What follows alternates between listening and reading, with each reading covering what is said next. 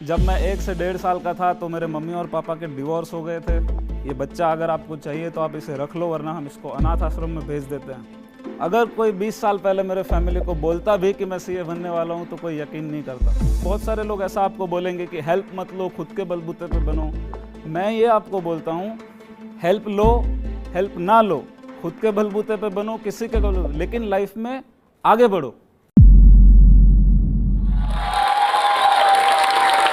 ज़िंदगी की शुरुआत और ज़िंदगी का अंत एक ही चीज़ से होगा। मेरी ज़िंदगी का सबसे एक फेवरेट डायलॉग है जो मैं हमेशा अपने फैमिली को, अपने दोस्तों को बोलता हूँ। कोई भी सिचुएशन हो, एक ही डायलॉग है, सब ठीक हो जाएगा।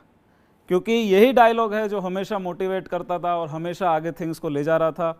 मेरा नाम कल्पेश विठलानी है, मैं प्रोफेशन से चार्टर्ड अकाउंटेंट हूँ। मैं आपको अपनी जर्नी बताने आया हूँ कि मैं कैसे चार्टर्ड अकाउंटेंट बना, मैं कहाँ था और कहाँ आ गया हूँ। अगर कोई 20 साल पहले मेरे फैमिली को बोलता भी कि मैं सीए बनने वाला हूँ तो कोई यकीन नहीं करता। जब मैं 1 से 1.5 साल का था तो मेरे मम्मी और पापा के डिवोर्स हो गए थे और मेरे दादाजी और नाना जी के बीच में बात हुई थी कि ये बच्चा अगर आपको चाहिए तो आप इसे रख लो, वरना हम इसको अनाथ आश्रम में भेज देते हैं। तो ये सिचुएशन थी। मेरे दादाजी ने बोला नहीं, ये बच्चे को हम रखेंगे, हम इसको आगे बढ़ाएंगे। दादाजी मुझे लेके आए और मेरे दादी माँ अक्सर बताया करते थे कि इतना छोटा था तो मैं मम्मी मम्मी चिल्लाता था और मुझे मम्मा नहीं मिले कभी। ये सिचुएशन थी लाइफ की। एक ऐसे गांव में हम रहते थे जहाँ पे हमारे घर में ना टॉयलेट था, ना घर में पानी आता था, ना घर में टीवी था, ना फ्रिज था। बेसिक नेसेसरी की कोई चीज़ हमारे घर में नहीं थी। और 12th क्लियर करने के बाद लाइफ की जर्नी शुरू हुई। अलग से एक यू टर्न आया जब मेरे दादाजी ने मुझे बताया कि 12th तक तो तूने पढ़ लिया, लेकिन अब तुझे आगे बढ़ाने के लिए हमारे पास कोई पैसे नहीं है। तेरे पास 2 ऑप्शन है, या तो खुद आगे बढ़ जा या हम तुझे किराना की, ग्रोसरी की स्टोर खोल के देते हैं, तो उसमें बैठ जा। तो मुझे कहीं ना कहीं ऐसे लगता था कि 12th में मुझे अच्छे नंबर मिले हैं, मैंने इतना स्ट्रगल किया है, अब मेरे पास कोई ऑप्शन नहीं है, मुझे आगे तो कुछ करना ही है।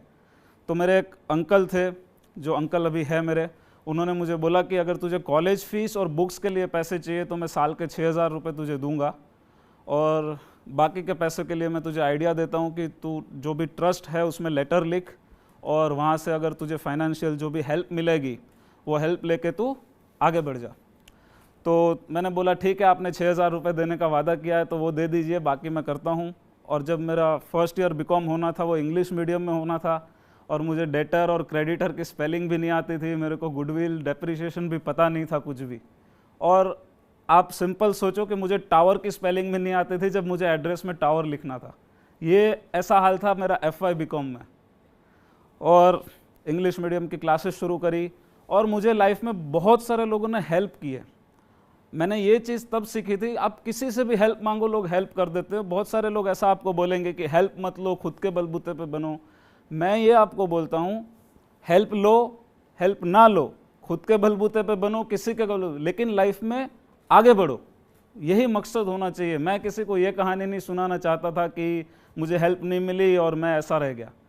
हेल्प ली मैंने, बहुत ली। बहुत सारे कोचिंग क्लासेस में मुझे फ्री में क्लासेस करवाए, बहुत सारे कोचिंग क्लासेस ने मुझे कम पैसों में क्लासेस करवाए। जैसे तैसे मेरा FY बीकॉम हुआ। उसके बाद मैं कॉल सेंटर में जॉब करता था साथ साथ में, और FY बीकॉम की स्टडी करता था। तो मेरे कज़िन की शादी में हम गए थे, वहाँ पे मेरे एक रिलेटिव ने बताया कि अगर तुझे कॉल सेंटर में जॉब करना है तो तू मुंबई आ जा, मुंबई से अच्छा कोई जगह नहीं है जहाँ पे कॉल सेंटर में जॉब कर सकते हैं। तो मैंने सोचा सही बात है।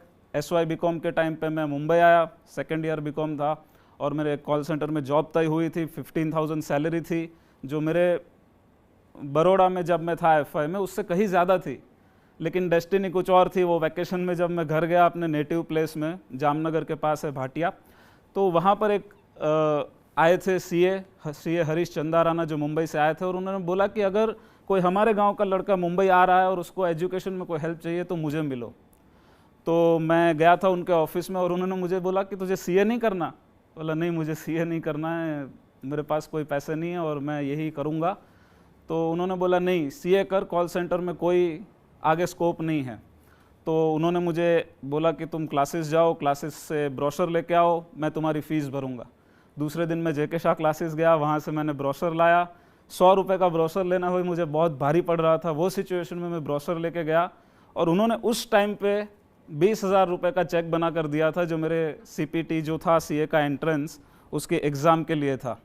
और मैंने CPT की एग्ज़ाम दिया, वो फर्स्ट अटेम्प्ट में क्लियर हुआ। उसके बाद मेरी आर्टिकलशिप शुरू हुई, आर्टिकलशिप में स्टाइपेंड भी मिलता था और ग्रोथ की जर्नी शुरू हुई।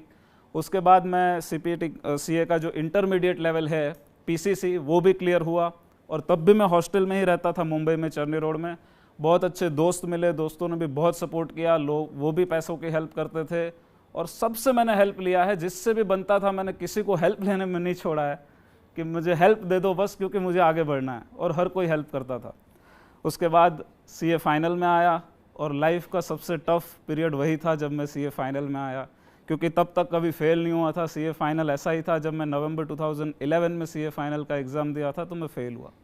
उसके बाद मैंने सोचा यार फाइनल थोड़ा टफ है, तो मैं एक एक ग्रुप करके करता हूँ। CA फाइनल में 2 ग्रुप होते हैं, तो मैंने एक ग्रुप देने का सोचा, थोड़ा कंसल्ट किया, और एक ग्रुप CA फाइनल का मैंने दिया मई 2012 में। वो मैं क्लियर हो गया, तो मुझे ऐसे लग रहा था अब तो सिर्फ एक ग्रुप बाकी है, लाइफ सेट है और कोई चीज़ नहीं है, अच्छी सैलरी होगी, CA बन जाऊंगा, अच्छा प्रोफेशन है, नाम हो जाएगा, फेम हो जाएगा, सब लगता था। लेकिन ज़िंदगी कुछ और भी चाहती थी मुझसे। तो मैं जो नवंबर 2012 में था, तो वापस से मैं एक ग्रुप जो बचा था उसमें फेल हो गया। फेल तो हो गया, उसका गम नहीं था, गम ये था कि अगली बार वापस एग्ज़ाम देनी थी, फिर भी हॉस्टल में था। और अगली जब एग्ज़ाम थी मई 2013 में, तो 2 मई से एग्ज़ाम शुरू हो रही थी, और एग्ज़ाम के एक दिन पहले रात को 10 बजे मुझे फ़ोन आया था घर से कि दादाजी एक्सपायर हो गए। और मैं इतना रोया था कि मुझे पता ही नहीं था, क्योंकि जहाँ जहाँ मैं गया था मेरे दादाजी थे जो मुझे छोड़ने आते थे, मुझे हेल्प करते थे। और ये सिचुएशन था कि मुझे पता नहीं मैंने वो एग्ज़ाम में क्या लिखा और वो एग्ज़ाम मेरी कैसे गई। तो मैं मई 2013 में वापस फेल हो गया। उसके बाद नवंबर 2013 में भी वापस में फेल हो गया। और मेरे पास कोई ऑप्शन नहीं था, मैं वापस बड़ौदा गया। हॉस्टल में सिर्फ 4 ट्रैक पैंट, 4 टी-शर्ट, कोई स्मार्टफोन नहीं, छोटा सा एक घर से फ़ोन लिया था, और बस मैंने सोचा अब लाइफ यही है, कुछ भी हो जाए CA बनना है, क्योंकि CA बनना ही मेरा सब कुछ था। बहुत सारे लोग थे जो मेरे घर पे बोलते थे कि लड़के को यहाँ से ले लो, लड़के को बोलो घर से घर चलाए, पैसे कमाए, क्योंकि अब जो है उम्र चली जा रही है, फेल पे फेल होते जा रहा है। मैं वापस फेल हो गया, और फाइनली नवंबर 2014 का एक समय आया जब मैंने एग्ज़ाम दिया था बड़ौदा से, और उसका रिज़ल्ट लगने वाला था जनवरी 2015 में। और बाय डिफ़ॉल्ट जो डेट आई थी वो रिज़ल्ट की, वो 19 जनवरी थी, जो मेरा बर्थ डेट भी 19 जनवरी है। और 19 जनवरी को मैं एक बस में था, और मेरे कज़िन ने फ़ोन किया कि तुम्हारा रिज़ल्ट क्या है। मेरे गट्स नहीं थे कि मैं रिज़ल्ट को चेक करूं, और उसने बोला मुझे रोल नंबर बताओ। मैंने रोल नंबर उन्हें बताया, और उसने बोला कि मैं फ़ोन करता हूं। मैंने फ़ोन कट कर दिया, और जब उसका फ़ोन बज रहा था ना, तो मैं लिटरली काँप रहा था बस में। मेरे में कोई गट्स नहीं थे कि मैं फ़ोन उठाऊं, इतना भारी लग रहा था फ़ोन कि कैसे उठाऊं, क्या होगा कुछ पता नहीं था फ्यूचर का। लेकिन डेस्टिनी थी, उसने मुझे फ़ोन किया, मैंने फ़ोन उठाया, और उसने बोला कॉन्ग्रेचुलेशंस, आपके नाम के आगे दो वर्ड है CA, वो लग गए हैं।